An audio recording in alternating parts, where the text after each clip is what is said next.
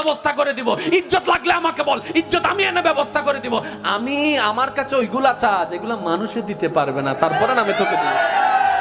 এবার সত্যি করে বলেন, আল্লাহ কি দেয় না নাকি আমরা নিতে জানি না? আমি সবার মুখ থেকে শুনতে চাই, আল্লাহ কি আসলেই দেয় না নাকি নিতে জানি না? আচ্ছা, যে আল্লাহকে আপনারা মানেন, এটা ওই আল্লাহ না যেটা ফেরাউনকে দিছিল? যারা দাঁড়ায় আছেন তারা একটু বলেন না, এই আল্লাহ ওইটা না যেটা নমরুদকে দিছিল? এই আল্লাহ ওইটা না যেটা আবু জাহেলকে দিছিল?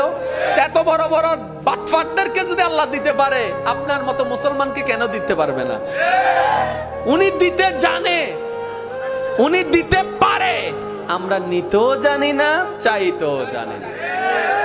অনেক আল্লাহর বান্দা আছে বলে, আমি নামাজ পড়ি, তারপর আল্লাহকে চাইছি, আল্লাহর কাছে চাইছি, আল্লাহ আমাকে দেয় নাই। রোজা রাখছি, চাইছি আল্লাহর কাছে, আল্লাহ আমাকে দেয় নাই।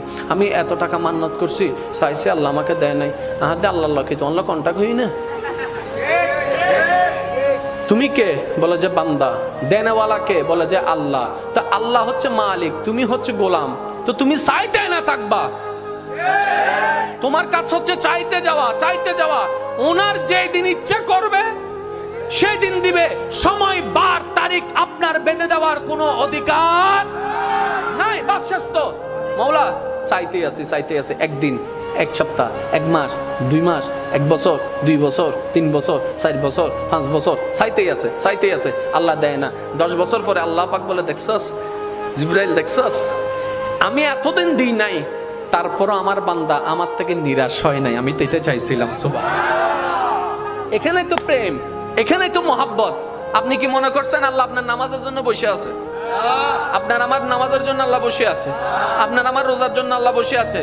আর আমাদের নামাজের সেই কোয়ালিটি নাই যেটা আল্লাহ পর্যন্ত পৌঁছাবে।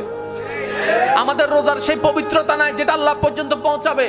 আল্লাহকে খুশি করতে পারবে এমন কোনো কিছু আমল আমাদের কাছে, আর আপনাদের কাছে বাদ দেন, আমার কাছেই নাই, যেটা আল্লাহকে আমরা দেখাইতে পারবো মওলা এটা এনেছি তোমার জন্য। যে কথা আমি বলতে চাচ্ছিলাম, একটু খেয়াল করেন।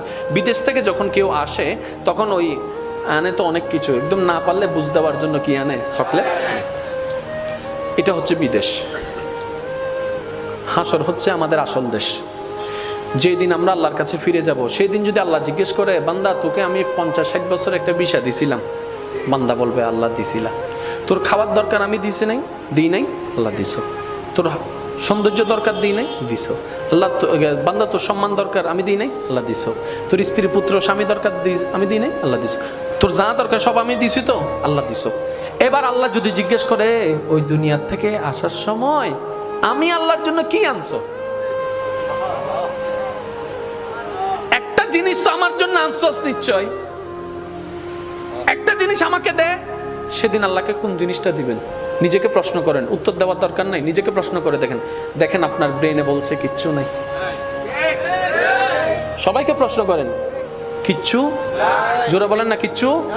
আল্লাহকে যে দিতে পারবো, আল্লাহ আমি এটা আনছি। এখন আমরা সাহস করে নামাজটা দিতে চাচ্ছি, ওই শুক্রবারের 2 রাকাত ওইটা আর কি দিতে চাচ্ছি। আবার মনে মনে লজ্জা, আগে কোনো সুন্নত নাই, পরে কোনো সুন্নত নাই, এটা আবার কেমনে দিই, এটা আবার কেমনে দিই। এবার অনেকে ওয়াক্তিয়া নামাজ দিতে চাচ্ছে, আবার মনে মনে ভয় হচ্ছে, এই নামাজ না সেই নামাজ যেই নামাজের মধ্যে বাজারের হিসাব করেছিলাম, এই নামাজ না সেই নামাজ যেই নামাজের মধ্যে কত কিছু চিন্তা করছিলাম, এই নামাজটা তো আল্লাহকে দেওয়ার মতো কোয়ালিটি নাই। এবার অনেকে বলে যে তাহলে রমজানের রোজাগুলা দিই। এবার রোজা যখন দেওয়া শুরু করলাম, ফজরের নামাজ কজা, জোহরের নামাজ কজা, আসরের নামাজ কজা, রাতভর তারাবি চলছে, আমি আপনি বাইরে বাইরে ট ট ট ট ট ট, এদিকে রোজা, এদিকে বাটপারি, এদিকে রোজা, এদিকে চরিত্রের খারাপ।